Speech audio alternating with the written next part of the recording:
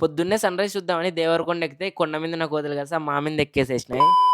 Hello guys పొద్దున్నే మన Anantapuram Nandi hills చూద్దామనైతే బయలుదేరినాము. పొద్దున్నే 6 గంటలకల్లా పైనుండాలని ముందు రోజే ప్లాన్ చేసి మా వాళ్ళు బయలుదేరాక 6 చేసేసినారు.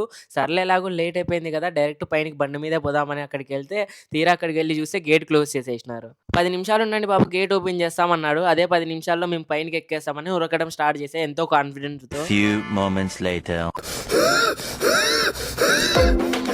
ఆత్రంతో ఎక్కిపోతే సగంలోనే కింద పడిపోతానని అర్థమైపోయి నిదానంగా ఎక్కడం అయితే స్టార్ట్ చేశాము. ఇంక నాతో పాటు మా అన్న, మా మామ ఫీలింగ్ అయితే ఎప్పుడెప్పుడు అయిపోతుందా అన్నట్టయితే ఉన్నారు. ఇంక మొత్తానికైతే పైనకైతే సాధించేసాము. పైనకి పోయినంక అబ్బా! అనిపిచ్చేసేసింది.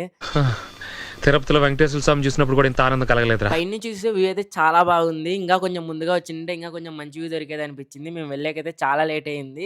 ఇంకొచ్చేటప్పుడైతే వచ్చిన దారి కాకోకుండా మెట్ల మీద నుంచయితే దిగినాము. మీరు ఫస్ట్ టైమ్ ఈ కొండను ఎప్పుడు ఎక్కారో కామెంట్ చేసేసేయండి. అండ్ రెగ్యులర్‌గా ఎవరైనా ఎక్కేవాళ్ళుంటే చెప్పండి. నేను కూడా మీతో జాయిన్ అయితా.